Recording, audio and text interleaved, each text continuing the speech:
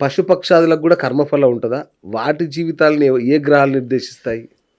మనం అనుకున్నాము అనేక జన్మలు పొందిన తర్వాత జీవుడు మనిషి జన్మ పొందుతాడు అనుకున్నాం. అట్లాగా మనిషి కొన్ని మనం చూస్తుంటాం.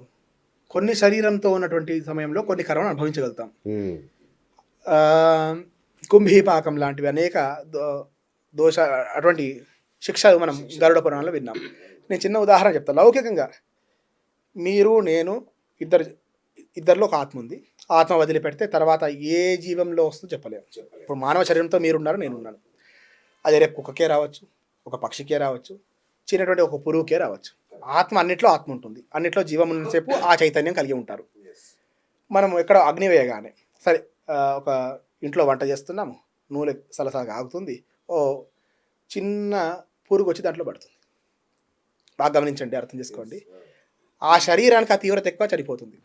వేడి కాఫీ పెట్టారు, ఇక తాగడానికి వస్తుంది, ఇక దాంట్లో పడి చనిపోతుంది. అదే మనం మీద పోసుకుంటే మనకు నష్టం లేదు. అంటే ఈ శరీరానికి ఆ శక్తి తట్టుకోగలుగుతుంది. కానీ ఆ జీవికి ప్రాణమన్నింటిలో ఒకటే, గుర్తుపెట్టుకోండి. కానీ ఆ శరీరంతో ఉన్నప్పుడు అది తట్టుకోలేదు. మనం ఏమంటాం, వింటుంటాం చూడండి, వేడి నీటిలో పాడేస్తారు మనల్ని. అంటే ఈ శరీరంతో పాడేయాల్సిన అవసరం లేదు. సలసల మరిగేటువంటి నూనెల్లో కాలుస్తారు మనల్ని. ఇప్పుడు ఈ జీవి చూడండి, ఒక ప్రాణి పురుగుగా వచ్చి దాంట్లో పడింది, దాంట్లో పడి చనిపోయింది కదా. అంటే ఆత్మకి ఎంత వేదన కావాలనో కలిగింది. శరీరం కలగకపోవచ్చు, అన్ని కర్మలు ఇదే శరీరంతో పొందకపోవచ్చు. మనం వాయు శరీరంలో పితృదేవతలు ఉంటారని చెప్తాం. శరీరం వదిలిపెట్టిన తర్వాత శరీరం ఇక్కడే ఉంటుంది కదా, భూమిలో పాతి పెడతారు, దానికి దహనం చేస్తారు. కానీ ఆత్మ అనేది వెళ్తూ ఉంటుంది, రూపాంతరం చెందుతుంటుంది. మనం అంటాం చూడండి, భగవద్గీతలు చెప్పినప్పుడు చిరిగిన వస్త్రం ఎట్లా వదిలిపెట్టయితే మనం వేరే వస్త్రం వేసుకుంటాము, ఆత్మ కూడా ఈ శరీరాన్ని వదిలిపెట్టి మరో శరీరాన్ని పొందుతుంది అని చెప్తుంది. కర్మఫలాలు రావాలంటే ఆత్మ ఏదో ఒక శరీరాన్ని పొంది ఉండాలి. అది ఎటువంటి ముందు చూస్తారు, ఎటువంటి పుణ్యకర్మలు ఉన్నాయా, పాపకర్మలు ఉన్నాయా. పాపకర్మాలు ముందు ఫలితాలకు వస్తాయి, పుణ్యకర్మలు తర్వాత వస్తాయి. ఏదైనా సరే ముందు చెడు అనుభవించిన తర్వాత బాగుంటుంది. అటువంటి సందర్భంలో ఏ శరీరంతో అయితే ఈ కర్మలు అనుభవించడానికి సాధ్యపడుతుందో అటువంటి శరీరం పొంది ఆ కర్మను అనుభవించి తర్వాత ఈ జంతువునాం నరజన్మ దుర్లభం అనేటువంటి లాస్ట్కి, అయ్యా నువ్వు కర్మలన్నీ అనుభవించేసావు, కొన్ని కర్మలు మిగిలి ఉన్నాయి, ఈ మానవ శరీరంలో అనుభవించిన తర్వాత మోక్ష సాధన చేయి, మళ్ళీ జన్మరాహిత్యం లేకుండా పునరపి జననం పునరపి మరణం పునరపి జనని జఠరే శయనం అన్నట్టు మళ్ళీ తల్లి గర్భంలో పడి మళ్ళీ కర్మానుబంధం లేకుండా ఉండాలంటే మానవ జన్మలోనే సాధ్యపడుతుంది. కాబట్టి నువ్వు మోక్ష సాధన చేయని చెప్పేసి భజ గోవిందంలో ఆదిశంకరులు చెప్తారు. కానీ ఏం చేస్తాం, మనం తల్లి గర్భంలో ఉన్నప్పుడు మన పూర్వజన్మ వాసనలు ఉంటాయంట. మనం ఎటువంటి పాపాలు చేసాము, ఎందుచేత తల్లి గర్భంలో పడ్డాము. గర్భ నరకము ఉంటుంది శాస్త్రం. నరకం ఎక్కడ ఉంటుంది, తల్లి గర్భంలో ఉన్నప్పుడే. వేడివేడి కాఫీ తాగింది అనుకుందాం తల్లి, అది ఒక మాంసపు ముద్ద చలించిపోతుంది. చల్లటి ఐస్ క్రీమ్ తిన్నది అనుకోండి, తల్లి సంతోషపడుతుందేమో, కానీ లోపల ఉన్నటువంటి గర్భంలో ఉన్న శిశువు 9 మాసాలండి ఊపిరి ఆడకుండా ఒక గంట సేపు ఈ రూమ్లో కూర్చోండి, ఫ్యాన్ లేకుండా కూర్చోలేము. ఇంత పెద్ద విశాల రూమ్లో ఒక గంట సేపు కూర్చోలేము ఫ్యాన్ లేకుండా.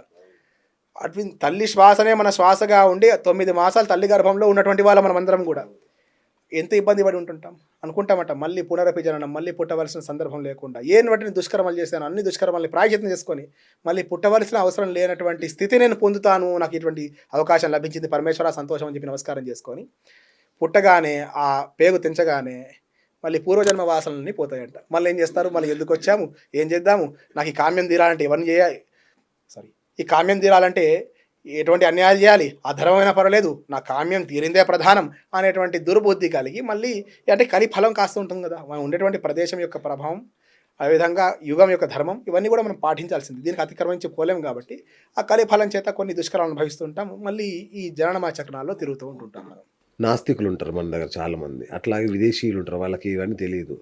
వాళ్ళ మీద కూడా ఈ గ్రహాల ప్రభావం సేమ్ ఉంటుందా? డౌట్ లేదు దాంట్లో. మంచి ప్రశ్న. మనకి సమస్త సృష్టిలో అనేక దేశాల్లో కేవలం భారతదేశానికి కర్మభూమి అంటారు.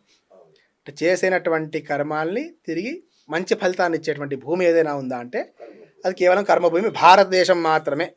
అదేమిటి, మనకన్నా టెక్నాలజీ పరంగా అడ్వాన్స్ ఉన్నగా వాళ్ళకి ఆ పేరు పెట్టుకోరాలేదా అంటే వాళ్ళకి అవగాహన లేదు కదండి. కర్మ ఏంటి, చక్రం ఏంటి, సృష్టి ఆరంభం ఏంటి, అంతం ఏంటి, ఈ యుగాలేంటి, యుగ ధర్మాలేంటి, ఇవన్నీ కూడా పౌరాణికంగా వాళ్ళకి అవగాహన లేనటువంటి వాళ్ళు. మన సనాతన ధర్మం ఎంత గొప్పదంటే అనేక దేశాలు పుట్టకముందే ఆనాటి నుంచి ఉన్నటువంటి ఏకైక ధర్మం భారతదేశంలో కాదు, సృష్టిలో ఆది ధర్మం ఏంటంటే సనాతన ధర్మం. ఓంకారం నుంచి ఉద్భవించింది అని చెప్తాం మనం. అటువంటి గొప్పదైనటువంటి ధర్మంలో మనం ఉన్నాం. కర్మభూమిని చెప్పుకున్నాం. దానికి జియోగ్రఫికల్గా నదీ నదాలు కావచ్చు, ప్రవహించేటువంటి ప్రతిదీ కూడా ప్రకృతి ప్రతి అంతా కూడా చూసి ఎక్కడైతే ఆరాధన చేస్తే, ఎక్కడైతే జన్మ ఎత్తితే మళ్ళీ పుట్టవలసినటువంటి అవసరం లేదు, అటువంటి భూమే కర్మభూమి అని భారతదేశాన్ని నిర్ణయం చేశారు. అటువంటి గొప్ప భారతదేశంలో పుట్టాం కాబట్టి శాస్త్రము, అధ్యయనం, రుణాలు ఇవన్నీ కూడా ఈ బాండింగ్తో ఉన్నాం. చాలామంది అంటారు భారతదేశంలో ఉంటే నాకు ఈ గొడవలు నేను ఏం చక్క అమెరికా వెళ్ళిపోయి చక్క ఎవరితో నన్ను సహజీవనం చేయొచ్చు, నా ఇష్టానుసారంగా ఉండవచ్చు అని వింటుంటాం. కానీ తాత్కాలిక ప్రయోజనాల విషయం మర్చిపోదు. అక్కడ చేస్తున్నావు బాగానే ఉంది, సహజనం చేస్తావు బాగానే, భారతదేశంలో చట్టం అనుమతించదేమో, పాశ్చాత్యంలో అవకాశం ఉందేమో. కానీ సరే భారతదేశంలో ఈ లివింగ్ టుగెదర్ చేసినటువంటి వాడి పరిస్థితి గమనించి ఒకసారి. 6 మాసాలు బాగుంటాడు, సంవత్సరం బాగుంటాడు, 2 సంవత్సరాలు బాగుంటాడు. ఆ తర్వాత వాడు ఏం చేస్తున్నారు, వారేం చేస్తున్నారు, వీరేం చేస్తారు అనే విషయం గమనించు.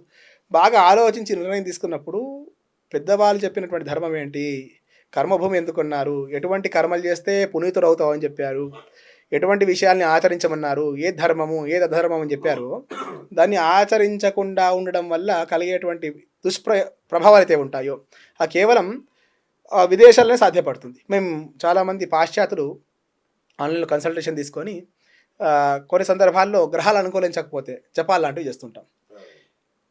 సూర్యగ్రహ జపం ఉందనుకోండి, సరే శనిగ్రహ జపం అందరు తెలిసిన విషయం చెప్తాను. 19,000 సంఖ్య జపం చేయాలి శనిగ్రహానికి. జపము, తర్పణము, హోమము, దానం చేయాలి. కానీ విదేశంలో ఉన్నటువంటి వాడికి కనీసం 3 సార్లు చేస్తాం. 19,000 × 3 సార్లు.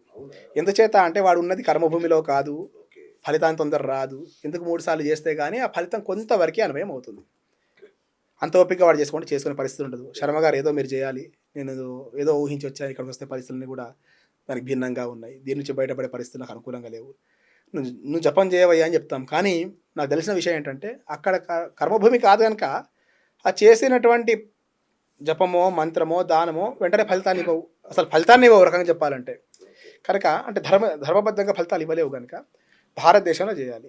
మరి ఇక్కడ చేస్తే అక్కడ వస్తుందా అంటే ఎనర్జీ ట్రాన్స్ఫర్ అవుతుంటుంది, దాంట్లో డౌట్ లేదు. వెళ్తుందా అంటే ఇప్పుడు ఎక్కడో ఉన్నటువంటి వారి క్షేమం కోరి ఇక్కడ నమస్కారం చేస్తే ఏ విధంగా వాడు సద్మార్గంలో వస్తున్నాడో ఎనర్జీ ట్రాన్స్ఫర్ అవుతుంది. మనం మాంస నేత్రంతో చూడలేము అంటే లేదని అర్థం కాదు కదా, ట్రాన్స్ఫర్ అవుతుంది. మన ఫోన్ అండి, ఏ కంపెనీ ఎక్కడుందో అమెరికాలో ఉన్న వ్యక్తి మనకే ఎలా ఫోన్ చేస్తాడు, ఆ తరంగాలు ఎలా ట్రాన్స్మిట్. ఈ మధ్య మీకు చెప్తే ఉదాహరణ గుర్తొచ్చింది నాకు. అందరూ 10 నిమిషాలు ఆశ్చర్యపోయారు. ఫోన్ యూఐ అంతా మారింది, యూజర్ ఇంటర్ఫేస్ అంతా కూడా మారింది. ఫోన్ ఇట్లా పైకంటే ఆన్ ఆఫ్ అయ్యేది సైడ్కి వచ్చేసింది. అదేమంటే అందరూ ఆశ్చర్యపోయారు. నా ఫోన్ అప్డేట్ అయింది చూసేసరికి ఏంటి, నేను ఇన్స్టాగ్రామ్ ఓపెన్ చేసేసరికి అందరూ అవే. అంటే ఎక్కడ ఉన్నటువంటి వాడు లక్షల ఫోన్ని ఒక క్షణంలో మేనేజ్ చేస్తున్నాడు. వాడు యూజర్ ఇంటర్ఫేస్ చేంజ్ చేశాడంటే డాటా అంతా వాడి దగ్గర ఉన్నట్టే. అట్లాగే ఒక కేవలం ఫోన్ కంపెనీ వాడి దగ్గర మనం యూజర్స్ డాటా ఉన్నట్టుగా మనల్ని అందరి సృష్టి చేసినటువంటి వాడిపై మన డాటా మన దగ్గర ఉండకపోవడం. కాబట్టి ఎనర్జీ ఎట్లా ట్రాన్స్ఫర్ చేయాలని వాడు తెలియదేం కాదు కదా. కాబట్టి అవన్నీ కూడా బాగా లోతుగా శాస్త్రంని అధ్యయనం చేసుకుంటూ ఆలోచన చేస్తే సాధ్యపడేది.